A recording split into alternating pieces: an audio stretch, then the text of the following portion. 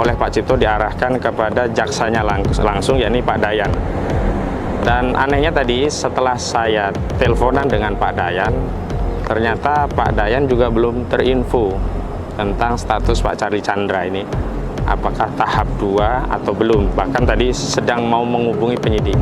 Ini aneh, karena kalau sudah tahap 2 semestinya jaksa sudah tahu dan berkoordinasi dengan penyidik dalam rangka untuk pelimpahan 2 hal. Pertama, pelimpahan tersangkanya, yang kedua, pelimpahan barang bukti berkas perkara kepada jaksa gitu.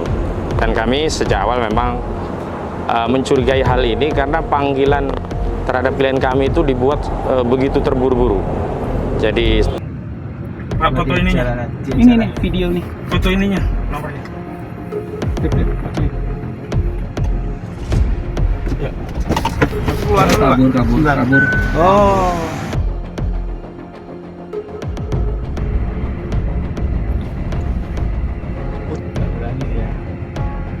Oh, takut. Waduh, ini.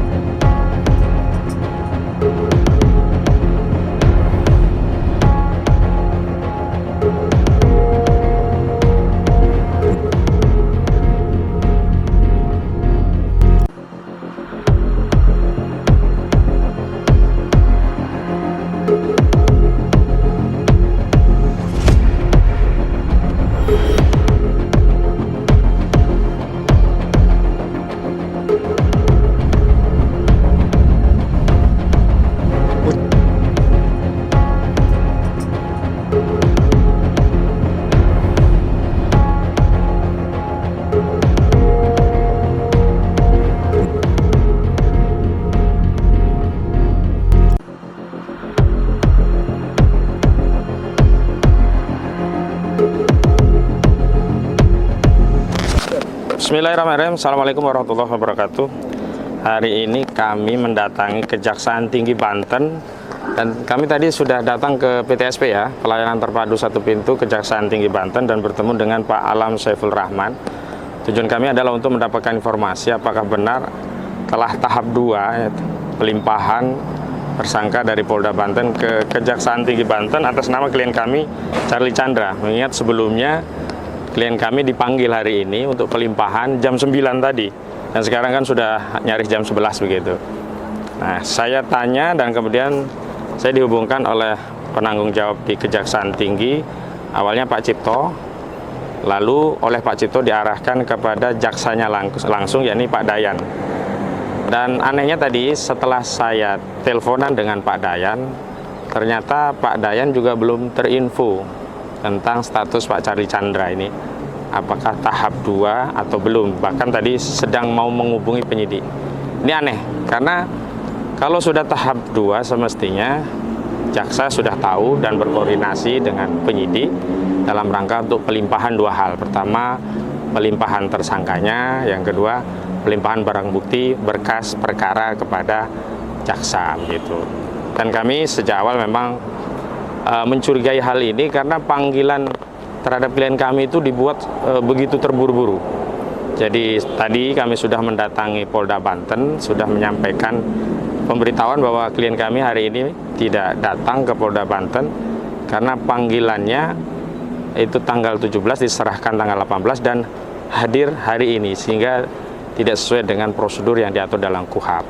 Nah, setelah kami dapat informasi dari Kejaksaan Tinggi Banten, ini menambah keanehan begitu, karena Kejaksaan Tinggi Banten pun belum tahu status terhadap perkara ini seperti apa begitu. Semestinya kan dua pihak ini sudah siap, dari penyidik dan juga jaksa sudah berkoordinasi untuk menyerahkan tersangka dan juga barang buktinya. Karena itu ini menambah kuat keyakinan kami tentang adanya kriminalisasi terhadap klien kami Charlie Chandra ini ya, karena memang prosesnya dipaksakan. Awalnya diproses dengan penangkapan, setelah itu surat panggilan juga dibuat tidak patut, tidak sesuai dengan aturan yang diatur dalam Kitab Undang-Undang Hukum Acara Pidana. Dan terakhir ketika kami cek di Kejaksaan Tinggi Banten, proses tahap 2-nya juga jaksa yang menangani belum mengetahui informasi tentang tahap 2 ini. Dan tadi Pak Dayan menjanjikan akan menginfokan, dan saya sudah terima nomor HP beliau dan kami nanti akan berkoordinasi. Dan saya juga sudah meninggalkan nomor HP saya di Kejaksaan Tinggi Banten ini untuk memudahkan komunikasi.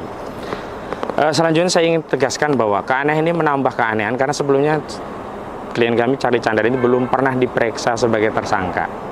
Karena pada pemeriksaan di 29 April yang lalu di Polda Banten itu tidak masuk pokok perkara, belum masuk pokok pemeriksaan, karena AKP Yan Hendra saat itu justru yang menawarkan opsi kalau tidak mau diperiksa ya nggak apa-apa, yang penting dijelaskan alasannya. Saat itu memang klien kami membuat berita acara tidak mau diperiksa, keberatan diperiksa karena surat komplain dari LBH AP Muhammadiyah yang juga satu tim hukum ya, saya juga terlibat di dalamnya, itu belum dijawab oleh Polda Banten, penyidik Polda Banten.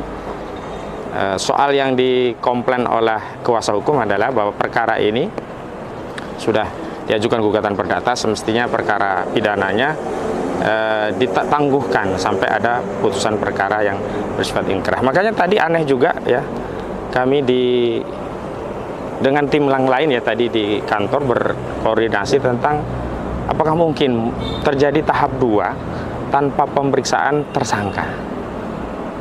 Memang Charlie Chandra sempat diperiksa sebelumnya, sebelum di SP3.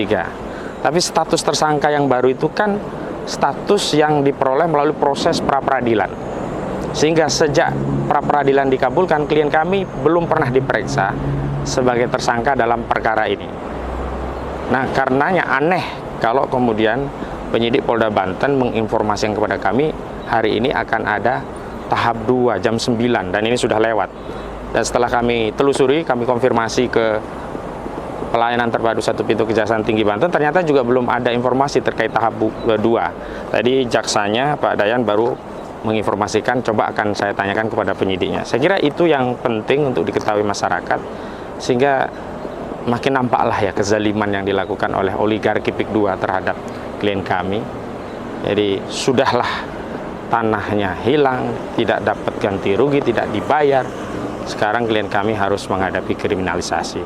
Saya kira itu yang ingin saya sampaikan dan mohon doa dan dukanya. Mudah-mudahan kita bisa melawan kezaliman ini dan dimenangkan oleh Allah Subhanahu Wa Taala. Assalamualaikum warahmatullahi wabarakatuh. Ganti tim. Kita di belakangnya di. Belakangnya aku berhenti, aku coba ketok.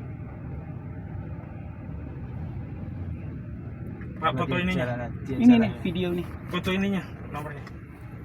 Flip, foto ini. Ya. Aku keluar dulu, Pak. Kabur. Oh.